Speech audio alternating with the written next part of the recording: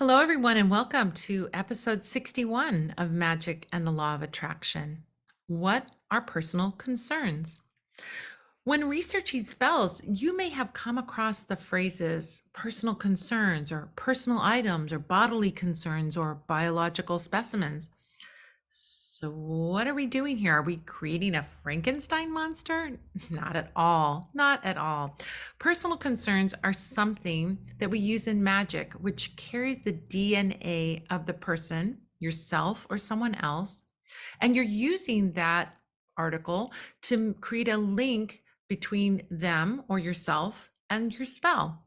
And in this episode, I'll explain what personal concerns are, how they're used in spells, which ones are best for which spells, which ones are strongest, and what to do if you don't have a personal concern to use in a spell. But before we dive in, I want to tell you about something very special that we do here at the Parlor of Wonders.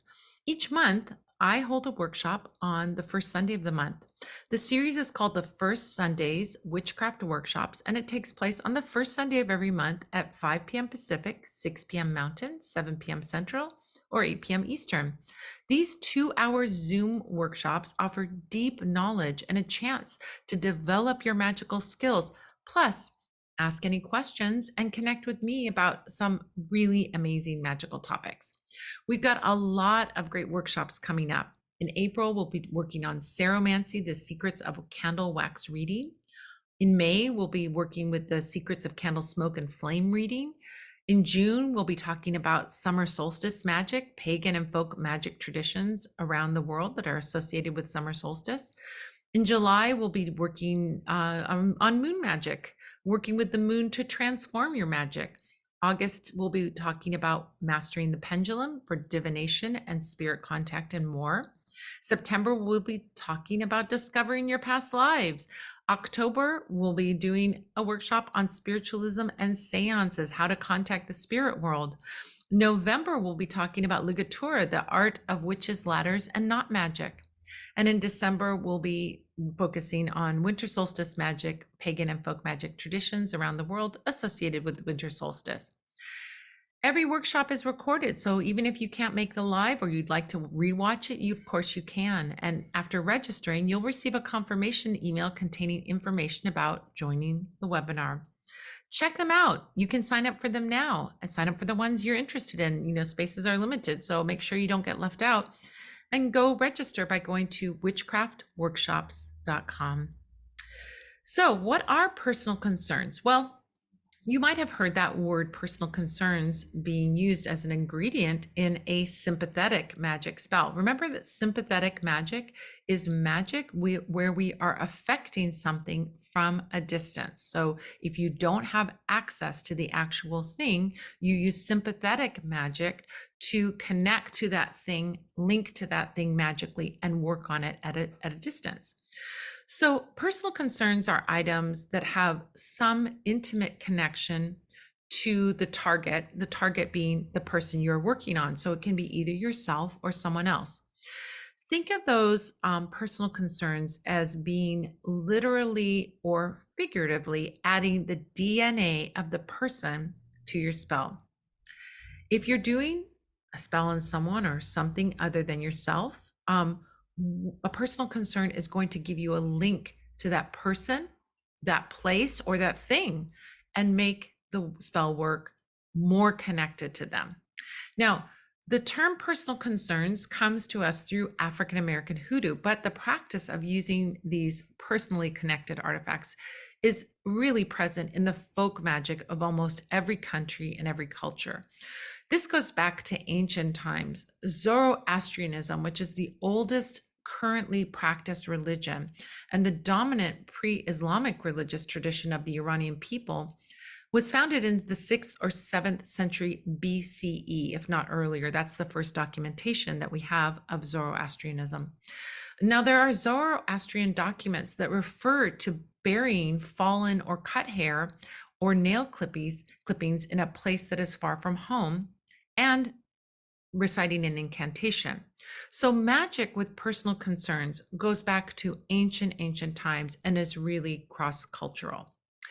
So, what are some examples of personal concerns? Well, here are some of the personal concerns that can be used in your magic. Now, these are the most common personal concerns. It's not a complete list by any means, but really, these are probably going to cover 99% of personal concerns that you would be using in your spell work. They range from most powerful to least powerful. The way we sort of arrange them as powerful or quantify them as powerful, the more intimate the personal concern, the more powerful it is. The less intimate it is, the less power it brings to your spell work. The less it connects, in other words, the less it connects or links to that person. So, things like bodily fluids, like semen or vaginal fluid or menstrual blood, are very strong. Blood, saliva, sweat, mucus, or urine are also very, very strong. We can use feces in negative work as a personal concern. And then we move to something like body hair or hair from the head, toenail clippings, fingernail clippings, or pieces of skin that have come off, or skin scrapings. Clothing that has been worn by the target and not washed, meaning that it was intimate, and absorbed sweat or absorbed bodily oils or things like that, is going to be also a great personal concern. It has the person's DNA on it, as long as it hasn't been washed. If it's been washed, then it's neutral. Dirt from a footprint or a foot track of your target can also connect to them. A handwritten signature can connect to another person. Something that was owned by the person. We see this in psychometry, where we can get a sense of the person by holding something that was owned by that person. A photograph of the person can even be a personal concern, but a photograph is probably the least strong personal concern that you can bring in. Why is that? Well, because it's not very intimate. A photograph can be found anywhere on the internet. We can find a photograph of a person. It's not really connecting you to that person, but it's a small connection. So if a photograph is all you can get, then that can be your personal concern. But if you can get one of these other ones, they're much, much stronger. You can encounter other personal concerns, things like teeth or earwax or something that the target touched. Those are other examples of personal concern, but probably don't show up too often in magic. Now, there's another class of personal concerns. Those personal concerns are things like graveyard dirt. So that is dirt taken from the grave of someone and allows you to connect with the spirit of that deceased person. Another type of personal concern may not be around a person at all. It can be around an animal. So if you have a pet, of course, you can take the same personal concerns from your pet. It could be nail clippings, fur, if you comb them, it can be fur or something like that. It could also be saliva, could be easily obtained, and that would connect you to that pet. Lastly, you might want to connect to a place. So you could connect to a personal concern of a location by taking dirt or maybe a chip of paint or a piece of plaster from a place that you are trying to connect to. I think about this in a great example in Slavic magic, where a young woman who is going to get married, is betrothed to someone, would take a piece of the peach, the wood stove, with her. This is a way of taking her ancestors with her as she goes to her new home and as she gets married. So this is a lovely way to connect to a place, your old home that you grew up with in, by having that personal concern of your home, of your peach, your wood stove. So you can use, let's talk about those personal concerns. So what are they used for? Well, obviously things like semen, vaginal fluid, or menstrual blood are going to be used in sex magic spells. That's a pretty obvious one there. Blood can be used for things like compacts. If you're, committing something, you could use blood as a commitment. We think of this in, for example, in ways where people would be like sharing blood because they were linking themselves as blood brothers or blood sisters, right? This is a way of linking through that personal concern of your blood and someone else's. Now, of course, with all of these things, these bodily fluids, you want to be absolutely safe. So you want to make sure that you're not just willy-nilly working with these or working in ways that is unsafe with these, because bodily fluids can transmit some kind of things like hepatitis C, HIV, and other things. So you want to be sure that you are are being very careful with these more intimate bodily fluids. Saliva, sweat, mucus are also personal concerns that really link somebody. They have the person's DNA on it. It's very almost like a unique scent that someone has when we think about sweat.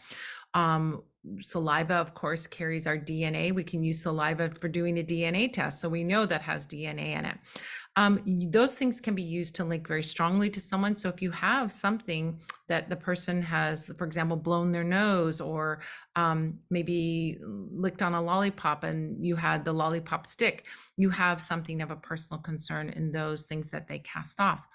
Urine is also used as a personal concern as well. We use urine to mark something, just like an animal will mark its territory with urine. Urine is often used to mark property, that this property is mine, or to drive away anyone else from a certain area, to really designate something as belonging to you. In hoodoo, we often see urine being used in floor washes. So a little bit of urine is added to a floor wash to give power over a certain place. So this is a way of kind of influencing some place or giving power that you are connected to that place. And it's a way of linking you to that location. Feces can be used in negative work. Of course, poop is not a lovely thing. We're not going to use this in positive work, but we're going to use this in work where maybe we want to do destructive work or curse magic. We can use feces. You can use your own feces on someone else for a curse. Of course, someone else, you could use their feces if you can find it, if you have access to that, and that would be for negative work. Body hair is a really, or hair from the head is a super traditional tool for linking magic. We often see this in love spells, for example. When we take a piece of the hair from our head and we take the piece of our target's hair and we knot them together to link or to bind the two of us together, that can be a beautiful way of working that binding spell to really solidify a committed relationship. Bodily hair, pubic hair, all of that can be used, of course, depending on where the hair is found. If it's pubic hair, you can use it in more of a sex magic spell. Hair from the head can be just simply to link something to yourself. Oftentimes we take a hair from our head and add it to a charm bag, a mojo bag, or some other kind of spell to link it to us. So that's another way that we can work with hair. Toenail clippings, fingernail clippings, or skin scrapings. These are all ways that we can also get that DNA and add that to our spell. Fingernail clippings can be used to grasp onto something, or for spells where we want to bring luck, for example, to our hands. That's a great way to think about that. I'm going to be giving some examples of those kinds of spells specifically, but this is a great way of thinking about that and how you can use that. Toenail clippings can be used for making sure that our steps are lucky, that we walk toward our goals, that we stand strong. Anything associated with standing, feet, walking, moving, traveling could be really benefited by having a toenail clipping in there that represents your feet or someone else's feet. Dirt from a foot track or footprint, the track of your target. Usually this is done on someone else. We wouldn't necessarily do it on ourselves, but we would do it on someone else. If you want to control someone or to have some influence over someone, you can take their foot track, that is the dirt where they have stepped, in the dirt where they have left a footprint, and you can use that to connect to them. Again, it's a little bit weaker. We don't see that DNA connection in there, but that definitely has a individual print quality to it, so it will connect to that person. And there are actually some very strong spells that come from foot track magic or footprint magic. So, and this shows up in hoodoo. It also shows up in Slavic magic and lots of other magical practices. A handwritten signature of someone. Now, when we think about these ones going up that we've talked about, clothing that has been worn, for example, and not washed can be a really powerful connection, or toenail clippings. Now, if you are working on somebody who is not intimate to you, you're not going to have access to these things. You're not going to be able to get necessarily a hair from a judge, for example, that you want to influence, or a boss that you want to influence. So rather than have something like that, if you're doing a less intimate spell, it's appropriate for you to have a less intimate personal concern. Something like a handwritten signature, like their original signature, can be a great link to somebody who you're not intimate with. Something that was owned by the person can also be a powerful link. So if there is a business card of theirs or something else that was owned by them and you have possession of it, if they've touched it, that can also bring a lot of energy from that person in a less intimate way for a less intimate spell. Lastly, a photograph of the person, the name of the person even can be a link to getting that beautiful connection between them. So think about those things. If it's less intimate, you don't have to have those super strong personal concerns. But if it's more intimate, you want to try to get those more intimate personal concerns, depending on the type of magic you're using. So let's talk about the ways that you can use personal concerns. So personal concerns are not just from other people. You can add your own personal concerns to things, as I mentioned earlier, things like charm bags, mojo bags, candle spells, or other spell work where you want to strengthen the ties of the benefit to yourself, right? This is my charm bag. This is my mojo bag. This is a candle spell to bring power to me or to bring abundance to me. Adding your personal concern to your spell can absolutely connect that strongly to you and can be a great way to reinforce that it's for you. If you're doing a spell to draw money, for example, and customers to the place of business, you could add, for example, a little bit of your own urine to a floor wash made with abundant prosperity bath crystals, or you might add a piece of hair to a fame and fortune mojo bag to draw popularity and respect and success to yourself or your career or your project. So if it's something that you do with your hands, you can add a fingernail clipping or 2 or 10 or whatever to ensure that what you do with your hands draws success. So those are some examples. Another example is you can add someone else's personal concerns to your spell work when you want to work on them remotely. That's not just for coercive magic. It's not just for curse work or anything like that. You can do lovely spells that are non-coercive. For example, maybe you want your child to succeed on a school test. You can place a piece of their hair along with your petition under let's say an owl candle dressed with grand success oil. That would be a perfect little candle spell, and you're adding your child's DNA to that so that they do well on their test. You can also add your personal concerns and another person's personal concerns when you want to do work on something for both of you. As I mentioned earlier, you can tie a strand of your hair around a strand of your lover's hair to bind the two of you together in your commitment. And then you can place it in a honey jar spell to bring sweetness to that relationship, or more commitment, or more romance, or whatever it is that you're working on. That sweetening aspect of the honey jar is there to really make that very, very sweet. And the hair is there to make it a committed relationship. One of my teachers once said that getting a piece of hair is your relationship insurance policy. Even if things are going great in your relationship, get a piece of your beloved's hair as soon as possible in that relationship and hang on to it.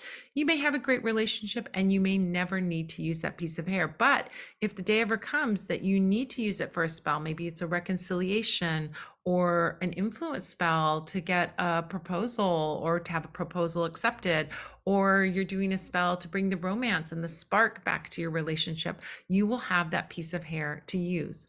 I have had many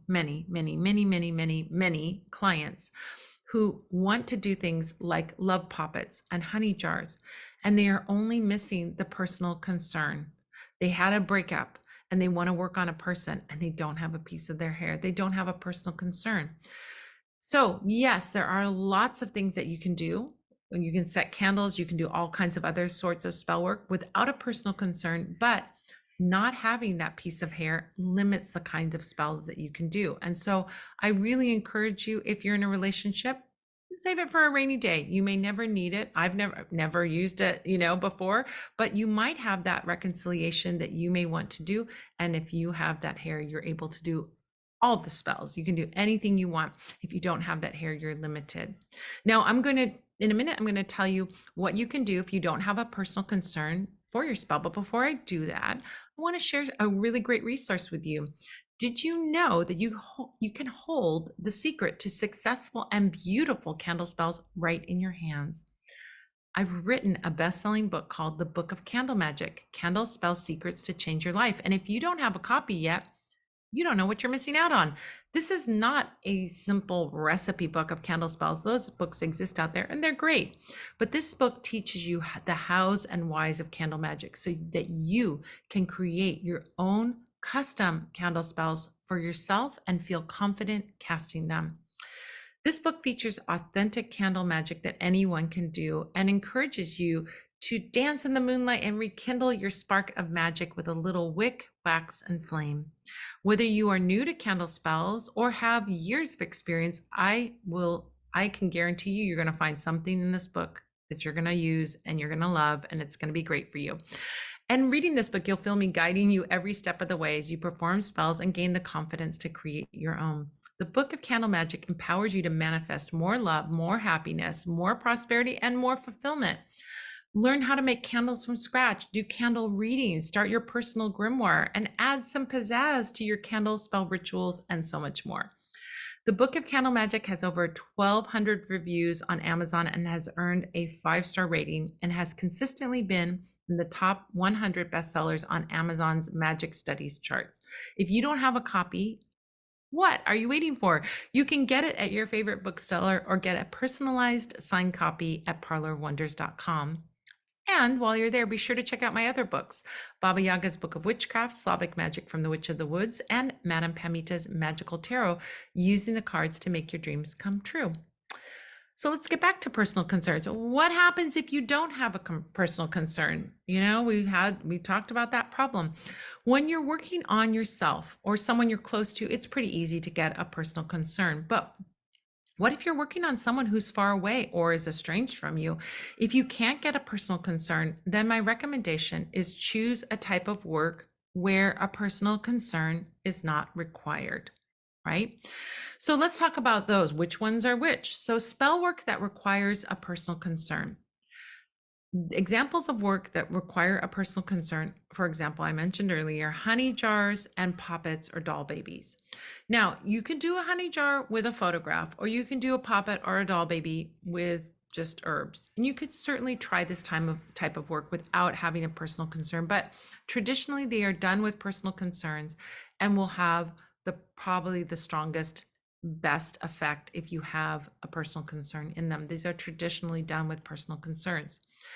But there's plenty of spell work that does not require personal concerns. So things like candle spells, incense spells, spiritual baths, sachet powders, and working with spiritual oils, none of those require a personal concern. And so those are easy to do.